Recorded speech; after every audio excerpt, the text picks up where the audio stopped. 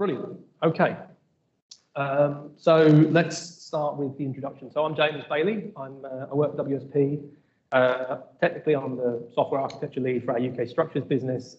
Practically, that means that I'm sort of helping to drive product design for internal and external software, both for our WSP engineers and the wider industry. I'm here today really in a privileged position because I get to ask some interesting questions to feed my own curiosity to our wonderful panel, who I'm going to introduce now and try not to butcher anyone's name. So I'm not in no particular order. I'm just going to go in the order they are on my sheet here. But first of all, we've got Tristram Carfrey, former deputy chair of Arup and an iStruct Gold Medal winner. Tristram has utilised digital fabrication and modern methods of construction on a number of award-winning buildings. We've then got Dr. Donya Haji Alizada. Apologies if I didn't pronounce that quite right. But a chartered civil engineer and senior lecturer at University of Surrey. Donya specialises in data-driven structural health monitoring systems. Her practice-based feasibility study for an indirect damage detection system received DFT, Department for Transport, I'm presuming, is Chief Scientific Advisor's Innovative Solution Award in 2022. We've also got Nick Tira, far end. Yep. Associate at BDP Pattern. Nick is an architect and computational designer specialising in the use of design technology to create innovative and iconic architectural designs, aspiring to craft joyful public spaces and novel experiences. And another Nick Neem, senior computational designer and engineer at Ramboll, started his career as a structural engineer, but post-chartership has been leading the development of scripts and apps which support his fellow engineers in the buildings division. His focus is on design, automation, data, and sustainability. Okay, so I'm just going to quickly nip through each of the panel members one by one, just to get so they can expand a little bit on that with their own personalised intro. And each person in turn, I'm going to just ask you to answer in just a couple of lines the question for this evening, which is, do digital design tools compromise creativity? So let's do this in reverse. Nick Neem, do you want to start? What do you think? A little bit about you and the question, please. Yeah, so can you hear me at the back? Good. So just to expand on that point, yeah, I've been a senior computational designer at Ramboll for a while. Along the way, I did quite a long secondment in Ramboll software development team, developing an app called SiteSolve. It's like a generative design app for real estate developers, but similar to like TestFit or SpaceMaker you may have seen online. And yes, it essentially uses genetic algorithms to generate different building geometries. If someone gives you a piece of land, you can generate some buildings which fit well within that space and kind of maximize and optimize that process. And it's very relevant today because whilst working on that, I saw firsthand how you could use these algorithms to imitate human creativity by brute force, by like generating lots of different options and then letting someone pick that option.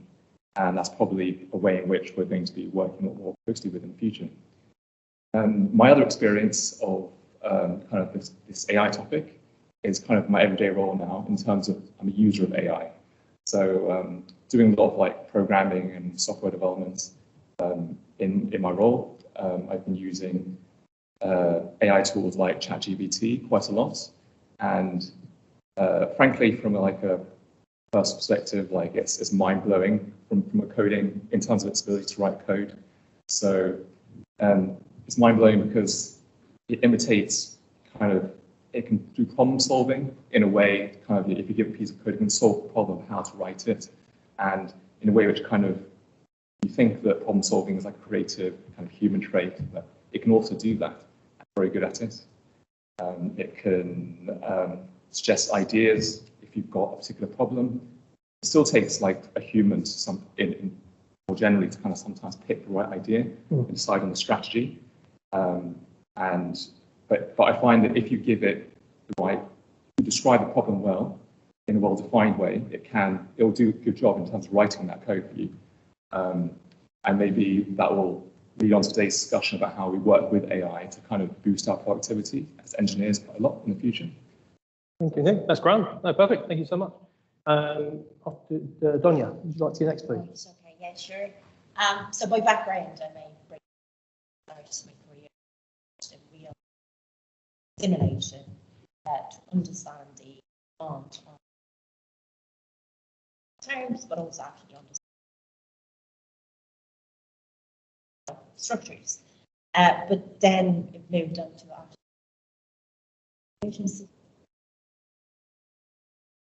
the whole full hierarchy of detection, localization, classification, and prediction, under current operational and environmental condition, using direct and indirect monitoring approaches. Direct meaning instrumenting it directly, indirect meaning instrumented vehicles,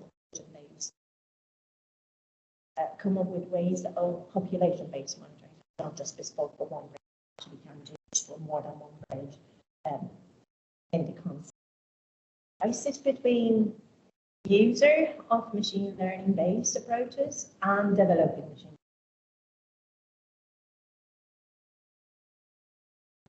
develop system damage identification. And to answer this question, I don't sit at the design side, so I mainly work on assessing the condition of existing structures and infrastructure. And I think this, more than the tool itself, comes back to the attitude towards that tool.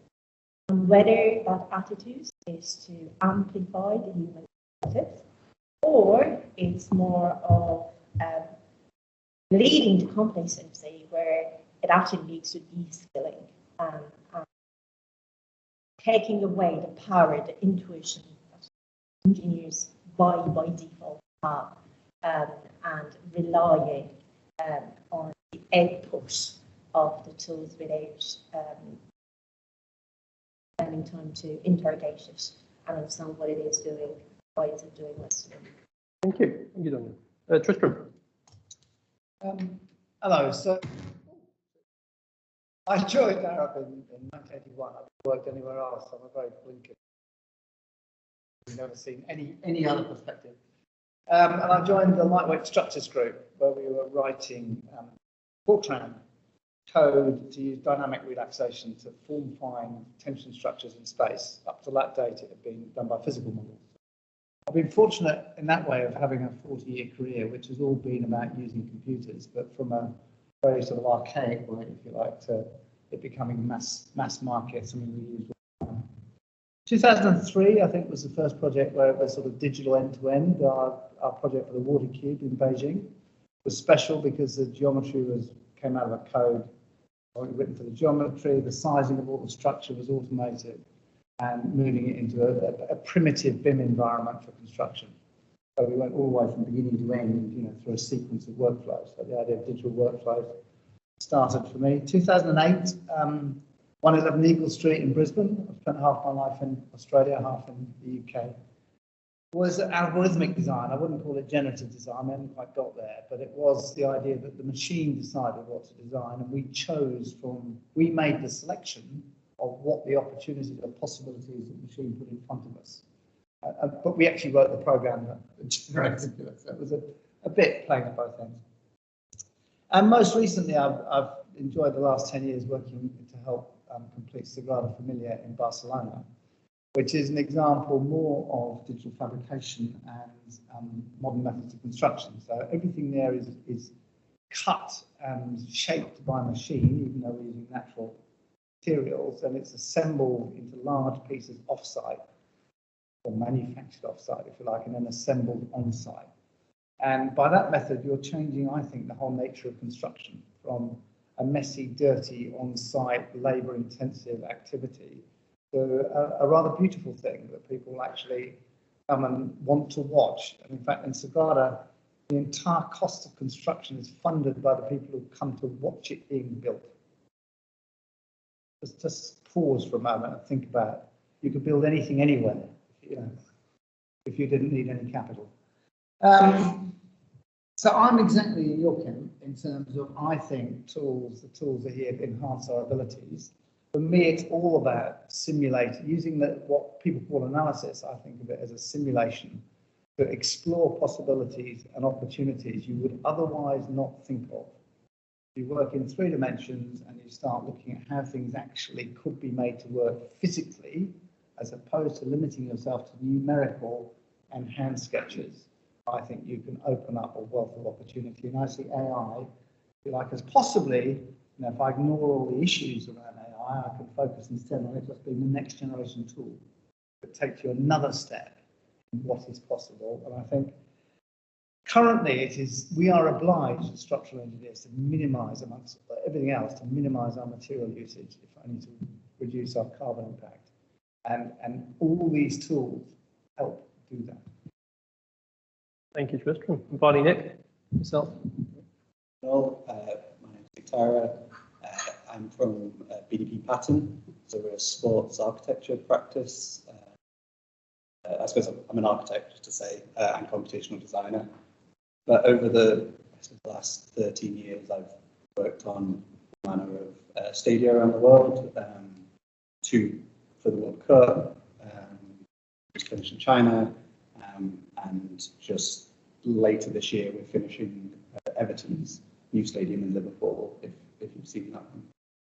And I suppose it's kind of obviously just to say that I think I'm here maybe on the other end of the spectrum, but because of all these projects, there's just such big, challenging structures that have to be fundamentally coordinated, like with the structure, that I've been fortunate to work with some of the best engineers in the world on really complex workflows and kind of aligning all of our scripting to kind of flow backwards and forwards between the architect and engineer.